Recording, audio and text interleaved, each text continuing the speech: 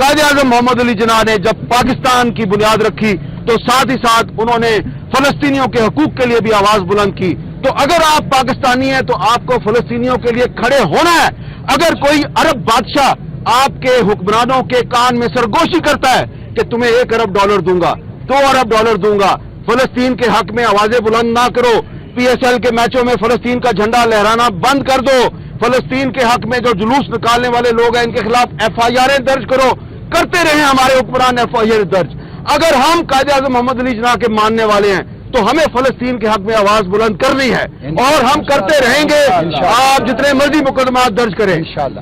اس میں کوئی شک نہیں کہ پاکستان سے جو امداد گئی وہ مصر کے بارڈر تک پہنچ گئی, غزہ کے بارڈر تک پہنچ گئی, لیکن جو پاکستانی آگے جا کے اپنے ہاتھوں سے اپنے فلسطینی بھائیوں تک وہ امداد پہنچانا چاہتے تھے ان کو اجازت نہیں ملی. کچھ سال پہلے میں کسی نہ کسی طریقے سے غزہ تک پہنچ گیا تھا, لیکن اس سال ہم نے بڑی کوشش کی, پچھلے سال ہم نے بڑی کوشش کی کہ ہم دوبارہ غزہ جا سکیں. یہاں تک کہ پاکستان کے دفتر خارجہ سے پاکستان کے وزیر خارجہ نے مصر کے وزیر خارجہ کو کہا کہ پاکستانی صحافی ہیں, یہ صرف وہاں پہ جو صورتحال ہے اس کو دیکھنے کے لیے جانا چاہتے ہیں, ان کو ویزا دے دیں. لیکن ویزا نہیں ملتا, اور جب ویزا نہیں ملتا اور آپ کسی فلسطینیوں کے حق میں کسی مظاہرے میں جا کے شرکت کرتے ہیں, وہاں پر آپ ان کے حق میں نعرے بلند کرتے ہیں, اور پھر جب آپ پر FIR درج ہو جاتی ہے, پھر آپ اس کی جب مذمت کرتے ہیں تو آپ کے اپنے ہی کچھ پاکستانی بھائی جن کا تعلق حکمران طبقے سے ہوتا ہے وہ پھر آپ کو تانا مارتے ہیں کہ جاؤ جا کے فلسطینیوں کے ساتھ لڑو, یہاں پہ ہمارا دماغ کیوں کھا رہے ہو. آپ نے دیکھا ہوگا اس قسم کے لوگ ہیں.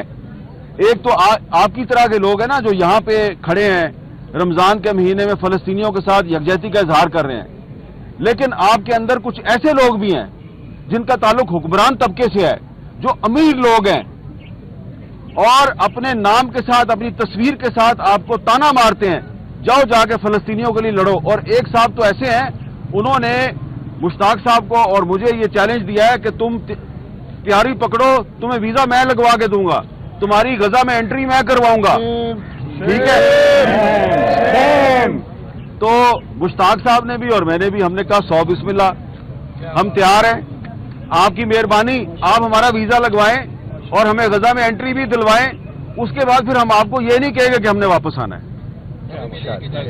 ٹھیک ہے, آپ یہاں پہ جتنے بھی لوگ کھڑے ہیں سب تیار ہیں, سب تیار ہیں, سب تیار ہیں, سب تیار ہیں. اچھا,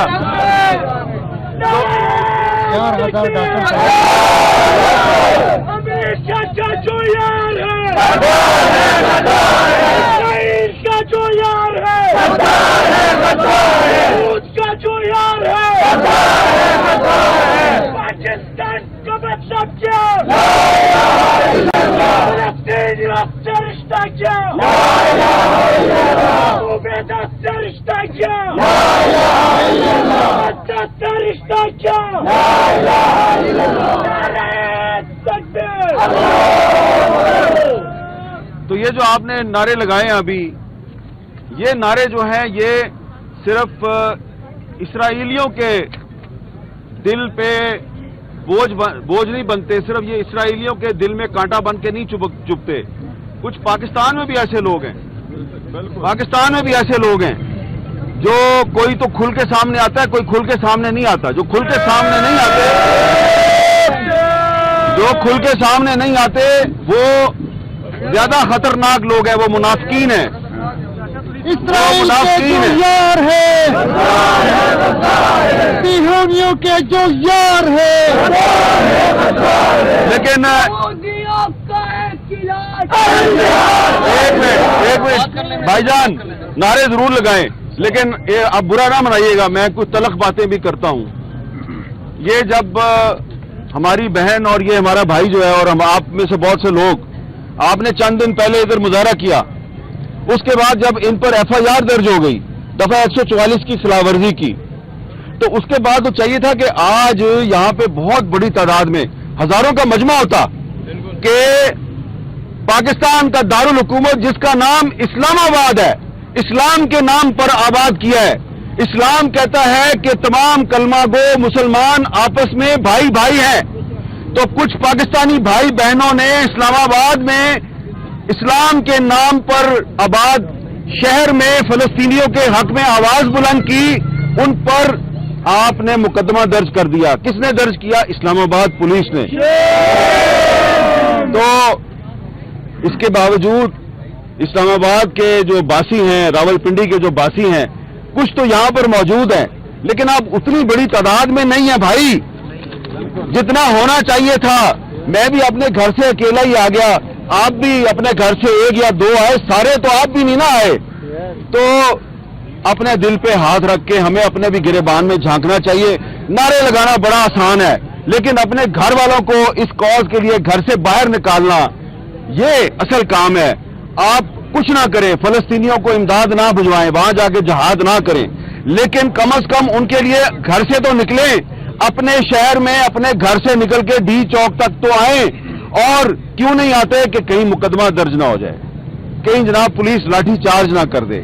تو ہماری بہت سی بہنیں، بہت سے بچے یہاں پر موجود ہیں، مرد بھی موجود ہیں. میں نے صرف یہ کہنا ہے کہ یہ بڑا آسان ہے نعرے لگانا، لگائیں، ضرور لگائیں، لیکن جو آپ کی صفوں میں منافقین گھسے ہوئے ہیں، جو تھوڑے نہیں بہت بڑی تعداد میں ہیں، جن کو فلسطین کے حق میں نعرے اچھے نہیں لگتے، وہ کہتے ہیں جی کہ یہ ہمارا کاز نہیں ہے.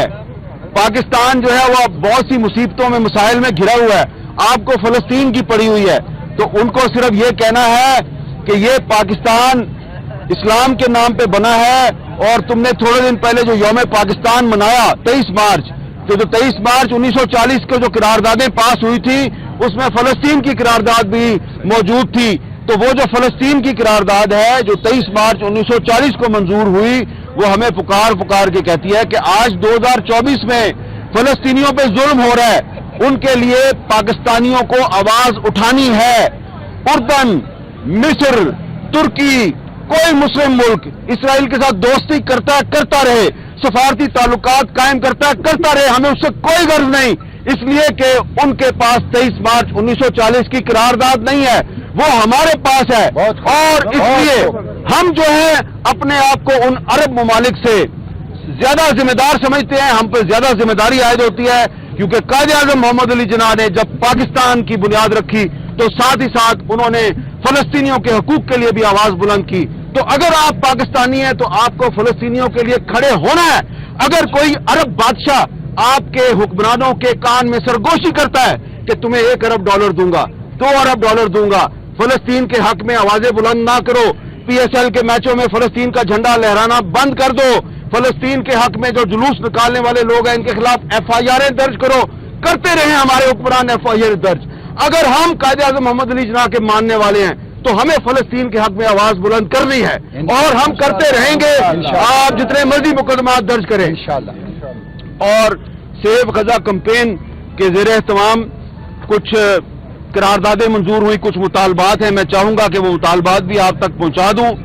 یہ جو اجتماع ہے، اس اجتماع میں مطالبہ کیا جاتا ہے کہ فوری طور پر عالمی مداخلت اور جنگ بندی کا اعلان کیا جائے.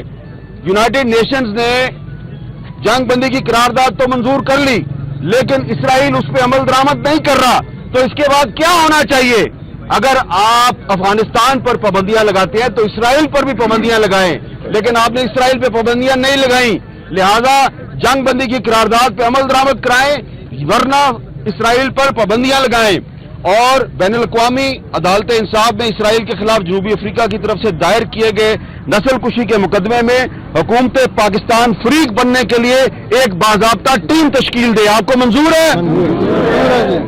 اسلامی تعاون تنظیم OIC میں اسرائیل کے جنگی جرائم پر کارروائی شروع کی جائے. کیا کارروائی؟ کم از کم OIC اسرائیل کے ساتھ جن اسلامی ممالک نے اپنے دوستانہ سفارتی تعلقات قائم کیے ہوئے ہیں ان سے کہہ سکتی ہے کہ یہ تعلقات ختم کرو. آپ کو یہ قرارداد منظور ہے؟ امریکہ، برطانیہ، متحدہ عرب امارات، مصر اور مملکت سعودی عرب کے سفیروں کے ساتھ اظہار ناراضگی کرے، ڈیموش کرے ان کو. آپ کو منظور ہے؟ خوراک، ادویات اور ضروری سامان کی خاطر خواہ مقدار میں ترسیل کے لیے زمینی اور سمندری راستوں کا بلاکٹ ختم کروائے اور خصوصی بحری بیڑے فلوٹیلا کی روانگی کا اعلان کرے۔ آپ کو منظور ہے؟ اور اگر فلوٹیلا جائے گا تو آپ فلوٹیلا کے ساتھ جائیں گے؟